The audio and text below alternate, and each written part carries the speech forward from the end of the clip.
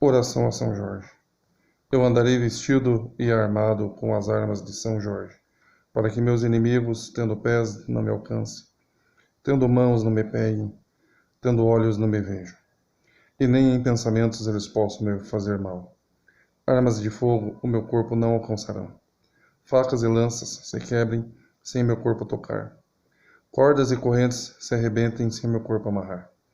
Jesus Cristo, me proteja e me defenda com o poder de sua santa e divina graça.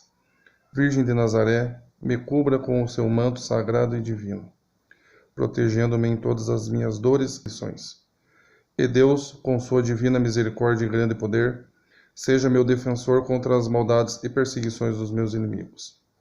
Glorioso São Jorge, em nome de Deus, estenda-me o seu escudo e suas poderosas armas, defendendo-me com a sua força e com a sua grandeza, e que debaixo das patas de seu fiel ginete, meus inimigos fiquem humildes e submissos a vós, assim como o poder de Deus, de Jesus e da falange do Divino Espírito Santo. São Jorge Guerreiro, rogai por nós e nos abençoe hoje e sempre. Essa oração é a oração a São Jorge, que eu faço sempre quando inicio minhas giras, em homenagem ao meu pai, Ogum, né? Hoje, em especial, o dia 23 de abril, é o dia, né, que se comemora a São Jorge e também na Umbanda Ogum, né? Candomblé tem casas que não cultuam, mas a maioria cultua também o Ogum no Candomblé no dia 23, tá certo?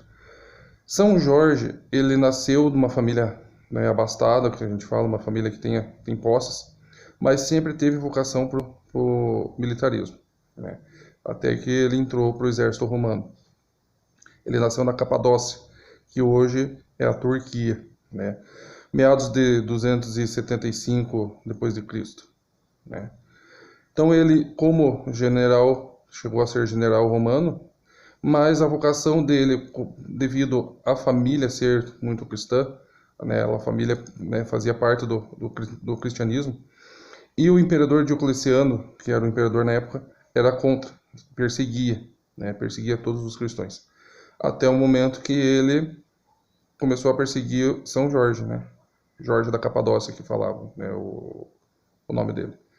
Começou a perseguir ele, até o momento que prenderam ele, torturando ele para que ele mudasse, né, para que ele se convertesse à religião romana novamente. E ele, firme, não cedeu.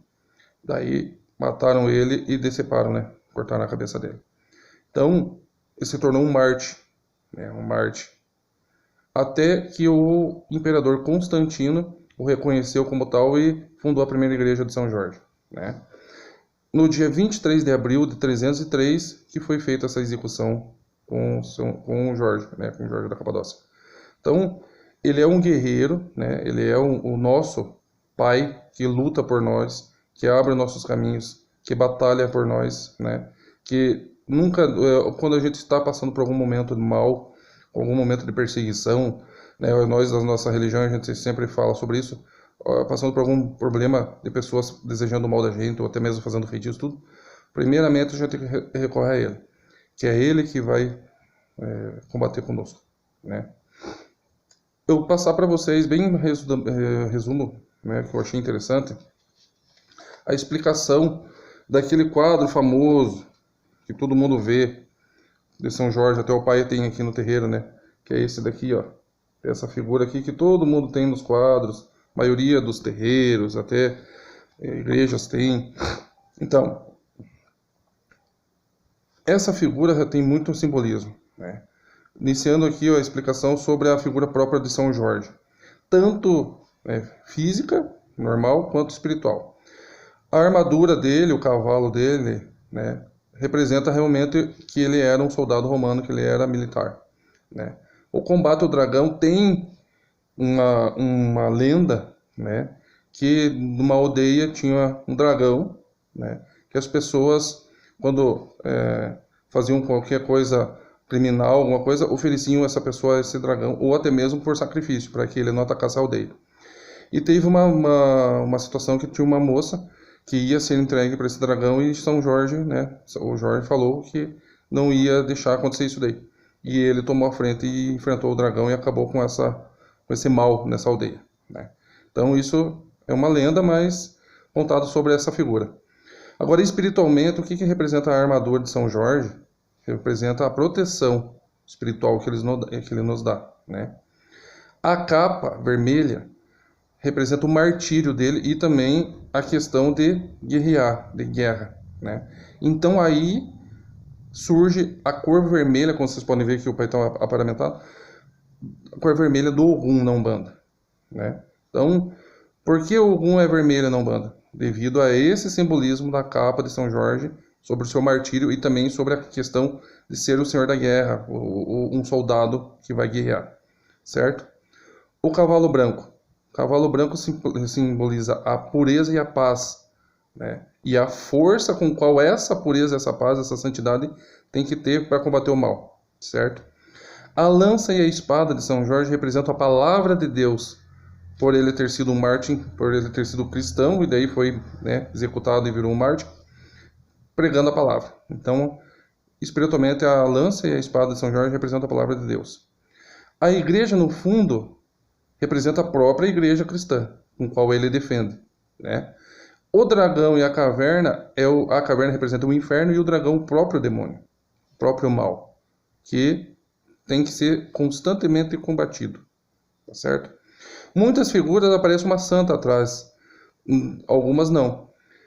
Essa santa representa a Nossa Senhora, por a qual São Jorge foi devoto, né? São Jorge sempre foi devoto de Nossa Senhora. Não Aparecida ou da Glória, não. Nossa Senhora, Mãe de Jesus. Ele sempre foi devoto dela, né? Então, ele sempre fazia as orações para ela, enfim.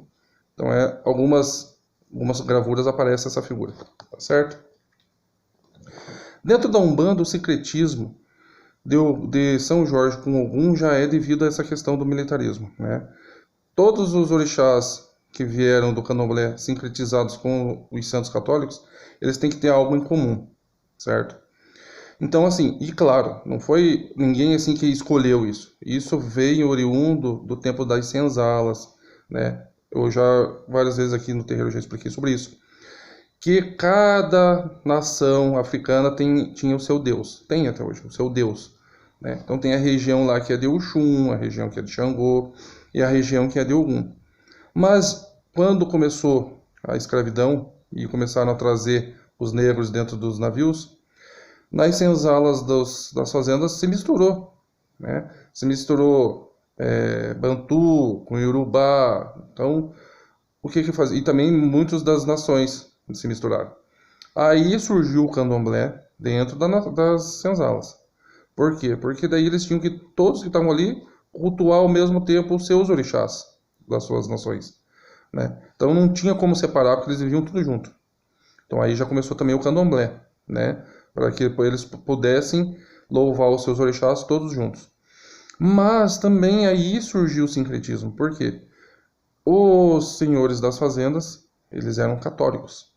Então eles não queriam que ninguém saísse do regime deles, principalmente religioso. Então eles proibiam os escravos negros cantarem e louvarem os seus orixás. Eles colocavam nas senzalas as imagens católicas, para que eles se convertessem. Mas os negros olhavam as imagens católicas e prospectavam o seu orixá.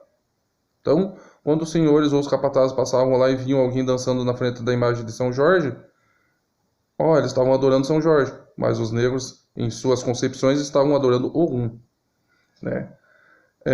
Santa Bárbara, estavam adorando Iansã, enfim, né? Não é uma aula de sincretismo agora, mas para vocês entenderem o porquê que o São Jorge, aqui nos terreiros de Umbanda, ele é Ogum, devido a esse sincretismo, né? O Ogum, São Jorge, ele é o patrono da Umbanda.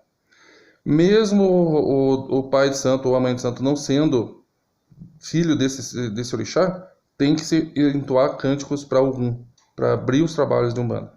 Porque, bem na verdade, antigamente, a Umbanda não tinha muito esse culto aos orixás, né? Eles tinham ali os seus santos católicos, tinham esse conhecimento, mas eles não tinham esse culto grande aos orixás, como hoje a gente tem dentro dos terreiros de Umbanda, né? Eu sou filho de Ogum, eu sou filho de Oxóssi, eu sou filho de Oxum, enfim.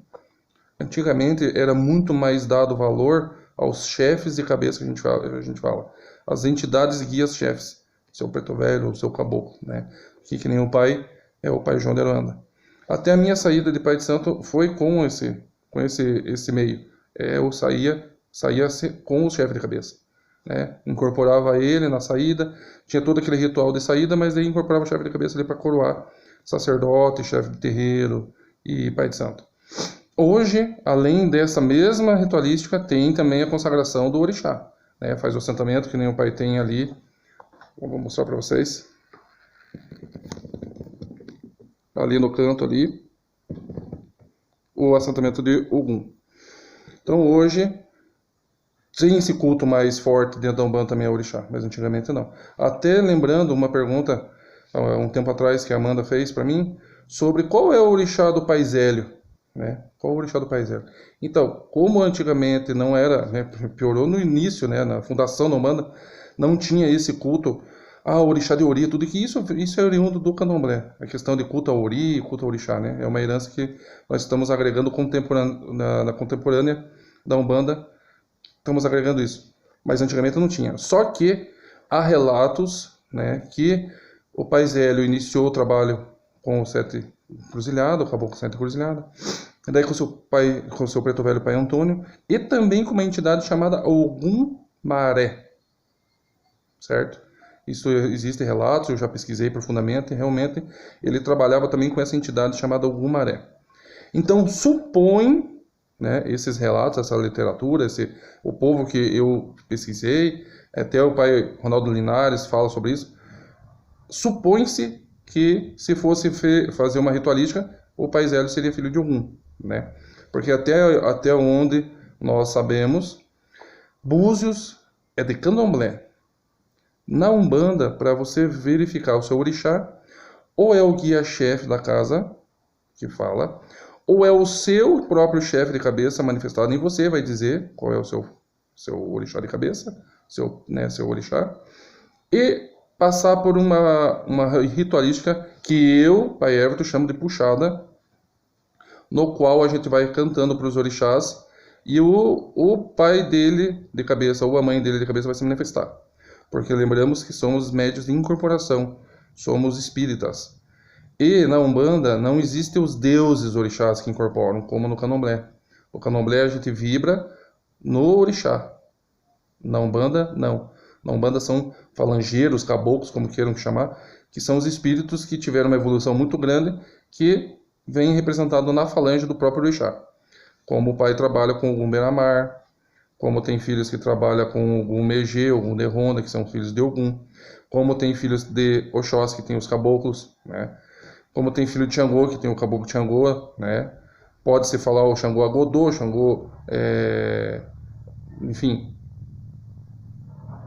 Mas pode-se também falar do Xangô Serra Negra, Xangô Sete Pedreira, enfim, é representado assim. Então, manifesta-se esse espírito. Aí a gente vai e verifica realmente se esse filho é filho de, vou dar o exemplo, baixou aqui nessa puxada o filho de Ogum, baixou o Beramar, filho de Ogum.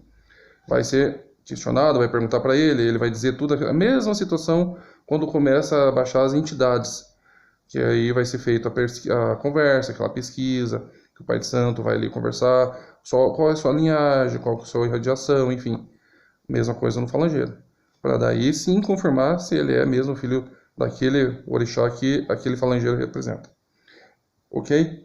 Então, Búzios, antigamente até tem gente que faz, tem gente que joga, porque tem gente da Umbanda que cultua todos os orixás do panteão africano, os 16.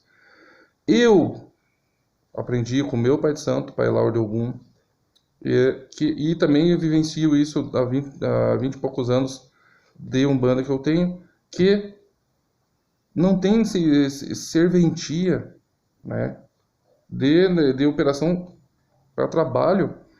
Você ser filho, vamos dar exemplo de Uxumaré, mas não tem um falangeiro. Eu, pelo menos, nunca vi um falangeiro de Uxumaré na Umbanda. Um falangeiro de Uçanha, de Uá, né? Então, eu já prefiro não cultuar para também não misturar muito a cabeça dos filhos de Umbanda sobre isso. E também não tem muita mistura. Então eu hoje não jogo búzios para ver orixá de Umbanda, né? Quando eu for babalorixá, eu vou jogar os búzios para orixá de Candomblé, tá certo? Falando um pouco desses orixás que eu citei, lembrando sempre que existe na Umbanda o Xumaré, o Obá, mas como orixás cósmicos, né? Aqueles que irradiam a sua energia para poderem fazer parte dos tronos, né? Como eu já expliquei também, não é esse o intuito hoje.